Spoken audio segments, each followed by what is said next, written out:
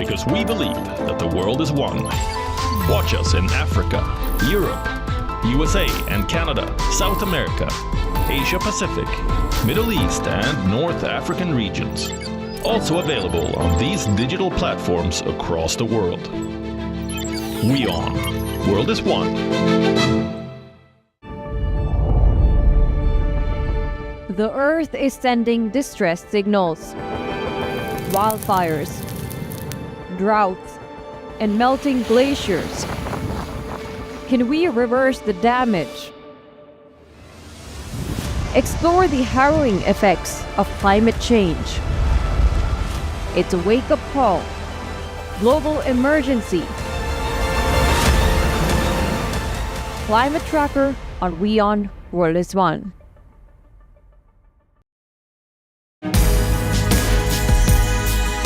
WION brings you a special business talk show where we bring forth the stories of business leaders. From breakthrough technologies to visionary leadership. We will unlock the trends, the tactics, and dive into the minds of the industry's most influential leaders. WION brings you this special series to uncover what drives them in a candid talk show, WION Business Masters.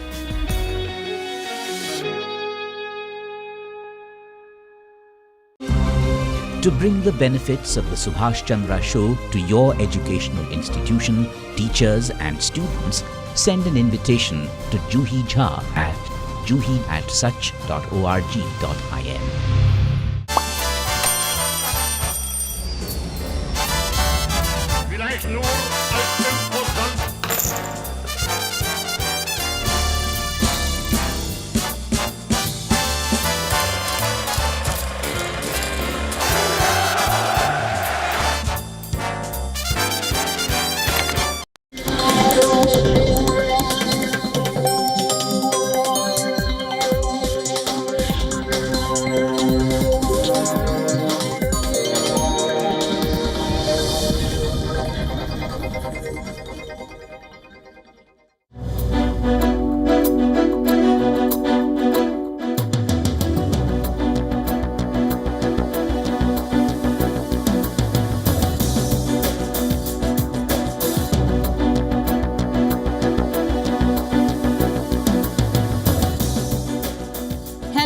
Welcome to the West Asia Post with me, Hem Kaur Saroya. Here's what we've lined up for you on the show this week.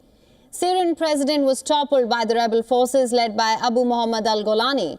With the end of the Assad regime, Syrians are now optimistic of a new era. But can the new government bring stability and unity?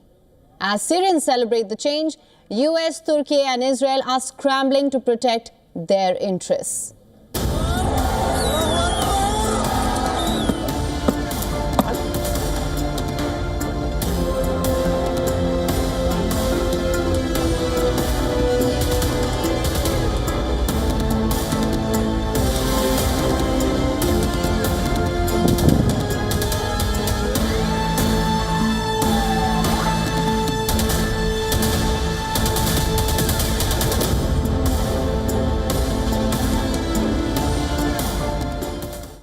The fall of the Syrian president Bashar al-Assad has raised an important question. After half a century of Assad's rule, who represents the Syrian people now? One group asserting a significant claim to that role is Hayat Tahrir al-Sham, led by Abu Muhammad al-Golani, which played a pivotal role in the opposition offensive that brought the fall of the Assad regime. We tell you what has changed for the war-torn nation.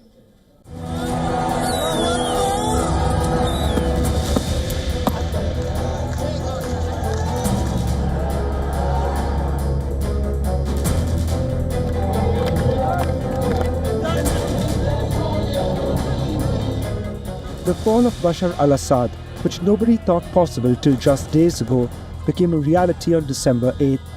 After 13 years of civil war fracturing Syria, triggering a horrific economic and humanitarian crisis, 50 years of the Assad regime came to an end when Syrian rebels seized the capital.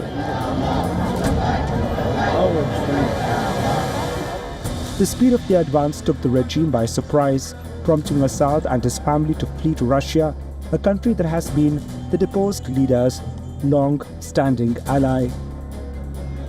On the streets of Damascus, it was a celebration like never before. إن شاء الله بنشوف عهد جديد. God willing, we will see a new era, a good one, from better to better, with this new situation.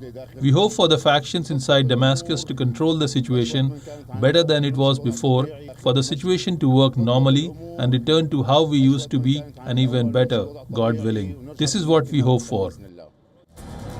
Cheering crowds gathered at the historic Umayyad Mosque greeting the rebel commander Abu Muhammad al-Golani. Speaking inside the mosque, Golani described the victory as a turning point for the region. This victory, my brothers, is a new chapter in the history of the entire Islamic nation.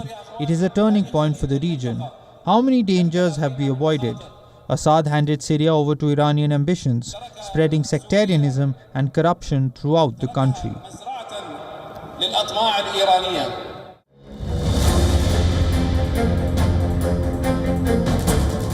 Golani accelerated his years-long efforts. Golani gave interviews to Western media saying that he plans to form a government defined by institutions and a council chosen by the people. As the commander of al-Qaeda's franchise in the Syrian civil war, Golani was a shadowy figure who kept out of public eye, even when his group became the most powerful faction fighting Assad.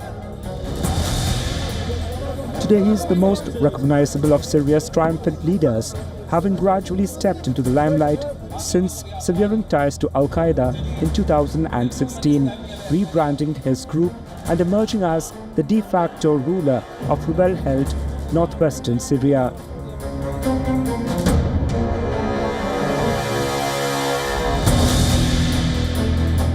Syria's rebel coalition, the Military Operations Command, is a mix of Islamist and moderate factions united against the Assad regime, ISIS and Iran-backed militias.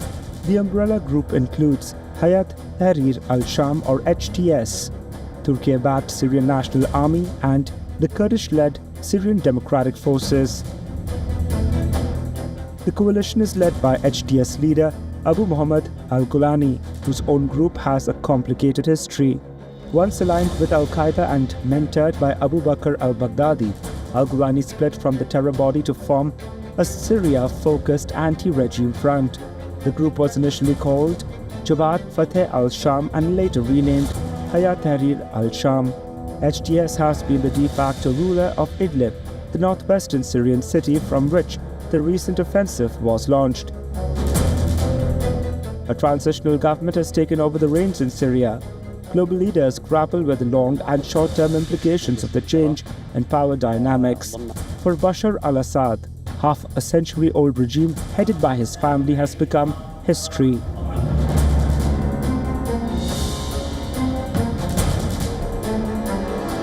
Bashar al-Assad, the second-generation leader of Syria's autocratic dynasty, took power after his father, Hafiz al-Assad, died in 2000. A former ophthalmologist trained in London, Assad was elected unopposed and continued his father's harsh rule, suppressing dissent. Throughout the 13-year civil war, his regime faced accusations of severe human rights violations, including using starvation, enforced disappearances, and bombing civilian targets like schools and hospitals. One of his worst atrocities was the 2013 sarin gas attack in Ghouta, which killed over 1,400 people. Assad's detention facilities became notorious for torture, with Amnesty International reporting that up to 13,000 prisoners were hanged at Saidnaya prison between 2011 and 2015.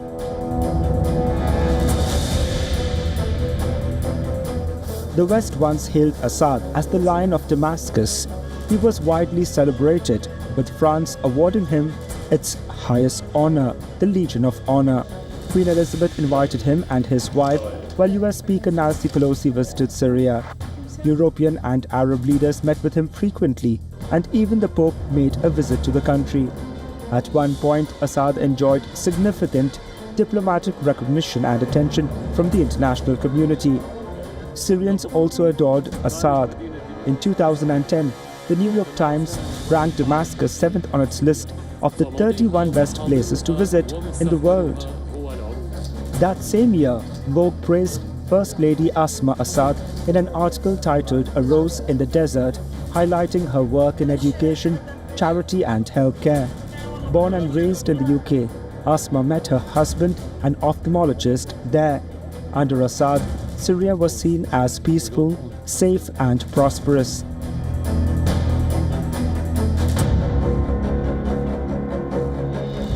By 2011, the regime passed down by Hafez al-Assad to his son Bashar had become corrupt and decadent. Bashar, once a vocal supporter of Palestinians and Hezbollah, had promised reforms since taking power. Many Syrians hoped for change, but by 2011, those hopes were dashed when he ordered his forces to shoot peaceful demonstrators, revealing his true intentions and following his father's repressive playbook.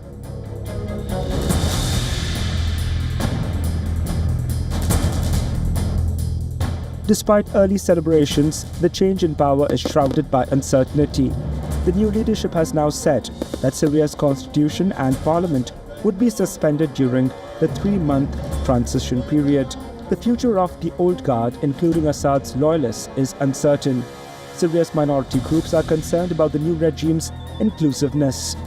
While the G7 countries and Israel have already extended support to the new leadership, old allies Russia and Iran are watching Syria closely with bated breath.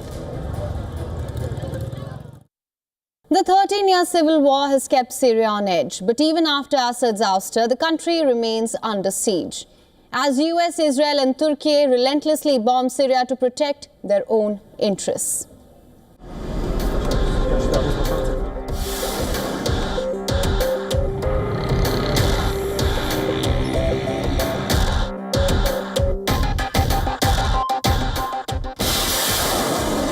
Missiles screaming through Syrian skies.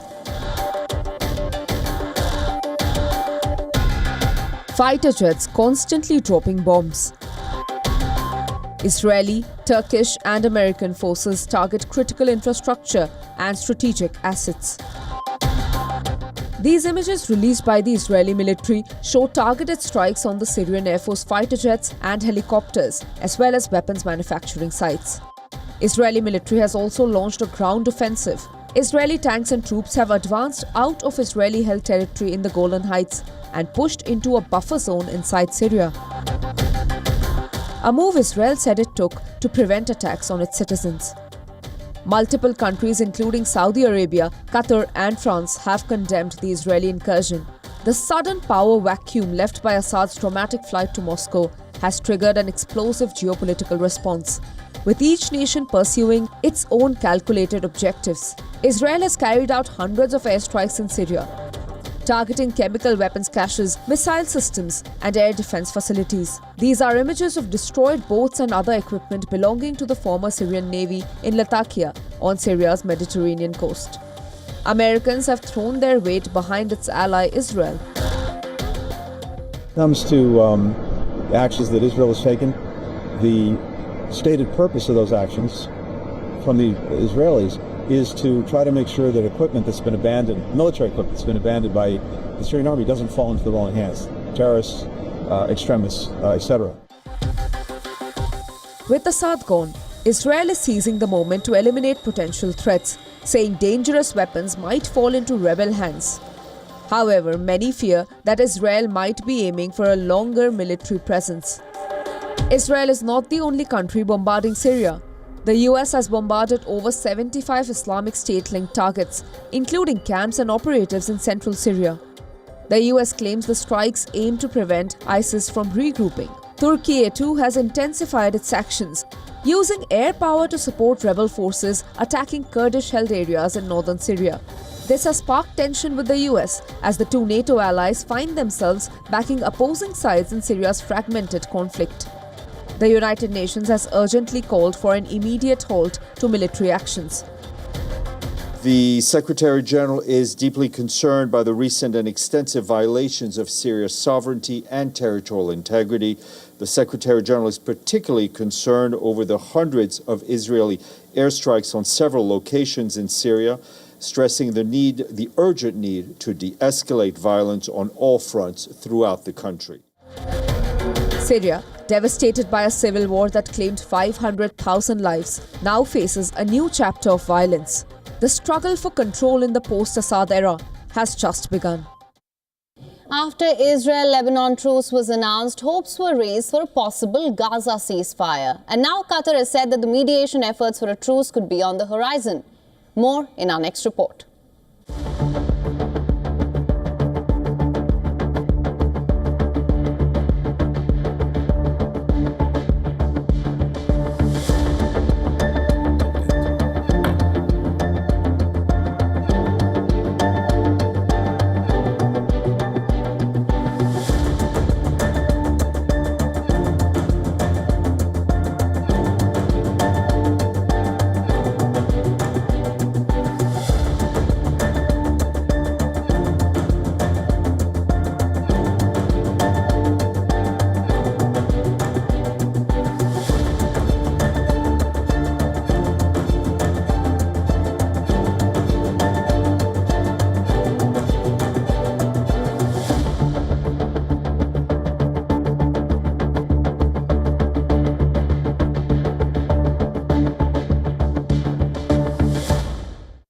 Israeli Prime Minister Benjamin Netanyahu took the stand for the first time earlier this week for his long-standing corruption trial.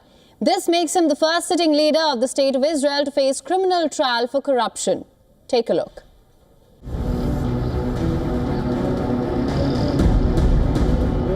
Israel's longest-serving Prime Minister spent 2 days in court, testifying in a corruption trial that has been making waves for more than 5 years now. Benjamin Netanyahu took the witness stand earlier this week, making him the first sitting leader to be a criminal defendant. The hearing took place at the Tel Aviv Jaffa District Court in an underground room for security reasons. Only select media personnel were allowed to witness the hearing. The incumbent leader faces charges of bribery, fraud and breach of public trust across 3 separate cases. The first, Case 1000, the Gifts Affair, where he is accused of accepting costly gifts from a millionaire Hollywood producer in exchange for assistance with personal business interests. The second, Case 2000, Favorable Coverage. It says that Netanyahu is accused of requesting regulatory favors from a media mogul for good press coverage in exchange for legislation to limiting the growth of a rival newspaper. Third, the Case 4000, Regulatory Favors, where prosecutors allege that Netanyahu granted regulatory favors to Israeli telecommunications company for positive coverage. Netanyahu's testimony comes after years of scandals involving him and his family, who have come to be known for enjoying a lavish lifestyle at Israeli taxpayers' expense. The court has heard prosecution witness in all 3 cases since the trial started in 2020, including some of Netanyahu's former aides who have turned state witnesses. Netanyahu has denied all charges against him, calling them absurd, at his testimony on both days. The Prime Minister has slammed certain Israeli journalists and media outlets for the leftist stance. His key point of defense against the accusations is that as Prime Minister he was trying to change what he described as the monolithic Israeli media market. It remains unclear if this is the end of Netanyahu's testimony in the ongoing trial. However, the court has asked the Prime Minister to appear at least 3 times next week as well. Our next story is about Iran's new morality laws, set to come into effect this week. The laws promote what's called culture of chastity and hijab, with violators to be subjected to fierce punishment under Iran's Islamic Penal Code. Here's a report.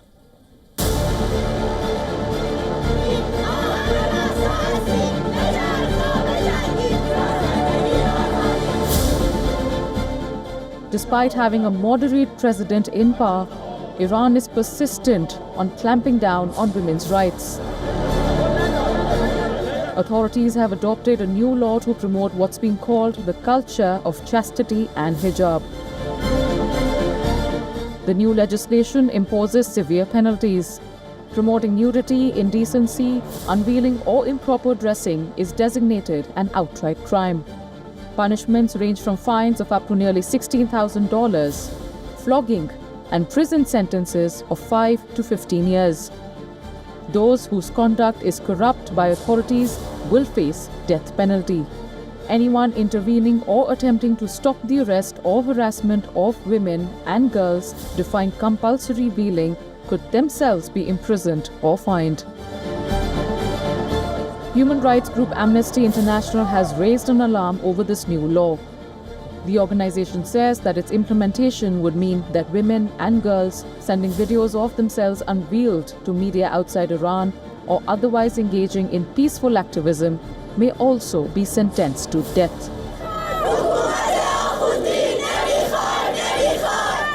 Massive protests erupted earlier this month against the laws that many have slammed as draconian. Iranian journalists, activists, clerics and human rights lawyers have expressed outrage, which they say will legitimize the increasing restrictions on women in the country. As the law comes into effect, it serves as a reminder of nationwide protests 2 years ago, which were triggered by the death of Mahsa Amini in police custody, a 22-year-old Kurdish woman who was jailed for not covering her head properly. For the past 2 years, women in Iran have publicly refused to obey the strict dress code. Last month, videos went viral of a young Iranian student stripping down to her undergarments, reportedly in protest against the strict dress code. She was later taken to an undisclosed psychiatric hospital in the capital. Since then, her whereabouts remain unknown. Despite the past incidents and public outcry, Iranian authorities continue to implement stringent laws against women, which many have said go against the fundamental rights for the women of the country. Iran's President Masoud Pezeshkian has stated his opposition to the new laws in a media interview. He warned that its enforcement would lead to further discontent in Iranian society. But lip service is all that the leader has been able to do so far, indicating how little control he has over lawmaking in the country. The land of Saudi Arabia is famous for its vast desert and arid climate. But what if I tell you that the nation is planning an ambitious project of restoring millions of hectares of land to turn the desert into fertile land? More in our next report.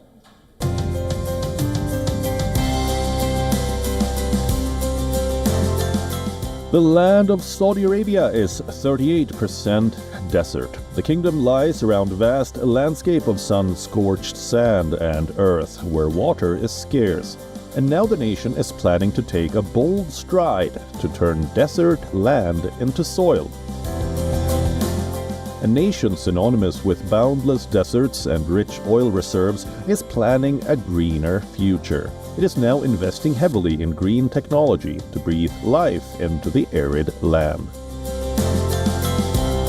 The capital city, Riyadh, recently hosted the United Nations COP16 conference with a focus on drought and desertification.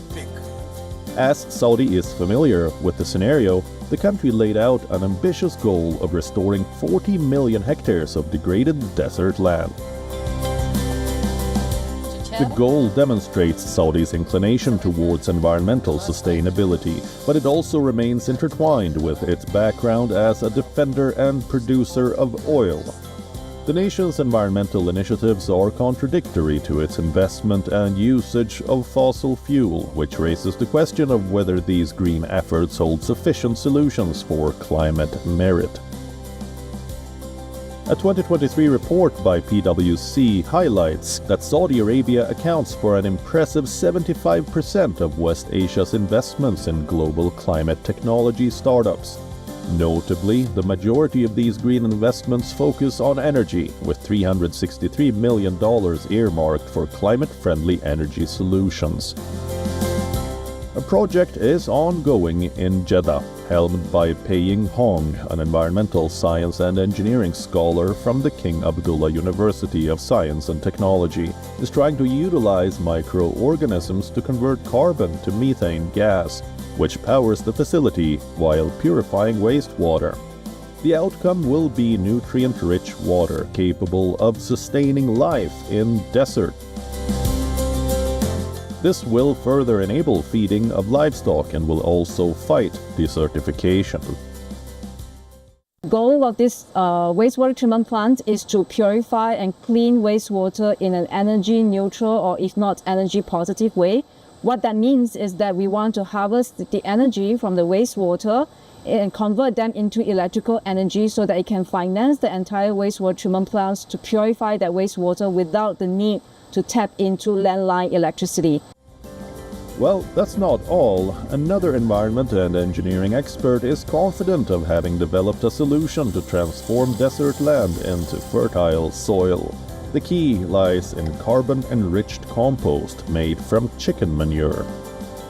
So we are essentially building lasting soils in the kingdom, and eventually this technology could be exported to other parts of Middle East and other desert parts of the world.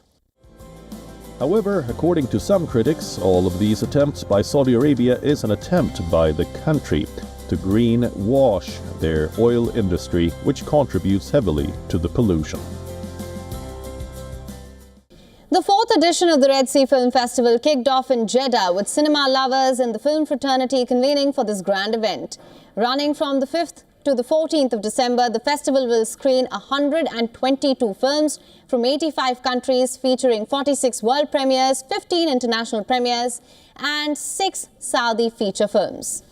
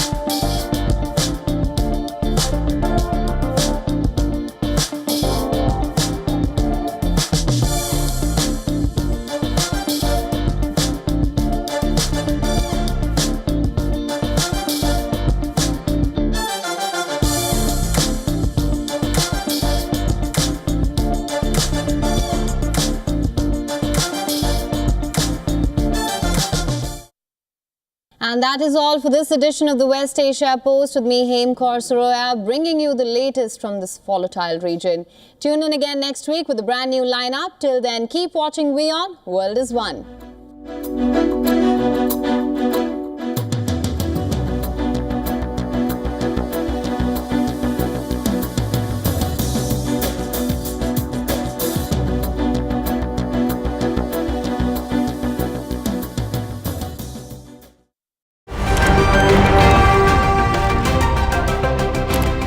Ready to dive into your daily dose of news? Bringing you what's trending in the West and all that's setting trends in the East. And all of this served up with a side of insightful banter. We don't just bring you the latest stories. We bring you your talking points for the day. And while you do that, from the busy streets of New York, I will provide you with deeper insights on the developments through the course of the day in the U.S. And I will be here at the WION headquarters, getting you all the action from the universe of sport. All that you need to know about your favorite teams and players, right here. The show that keeps you ahead of the global curve. A conversation you'd want to be a part of. A place where news becomes an engaging exchange. We bring you stories that impact your present. This is World DNA. Join the conversation.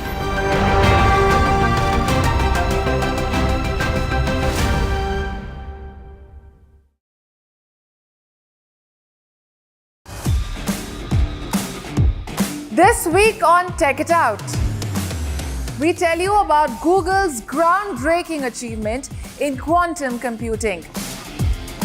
We also tell you what wedding invitation scams are.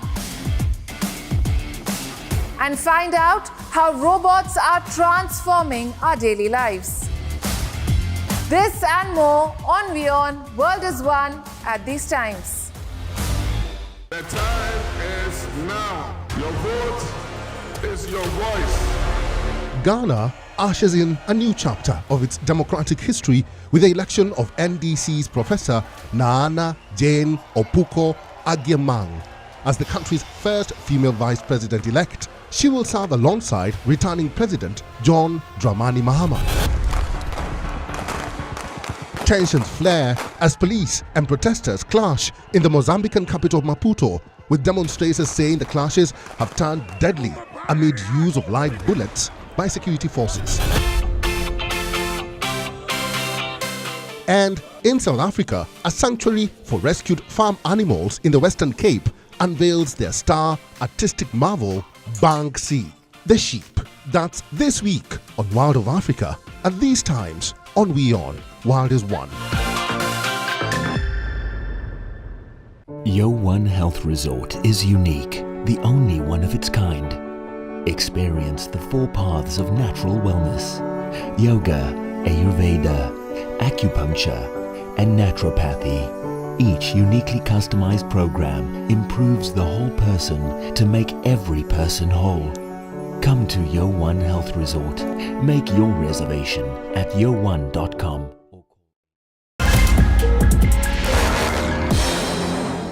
WION Business Masters is, I think, a great initiative by WION to really use leadership thoughts, leadership insights. The viewers can really gain a lot of insights from the real world experiences of different leaders. A lot of personal insights that I have shared about my career, my journey, and hopefully some of them will help young leaders and future leaders to shape up their careers.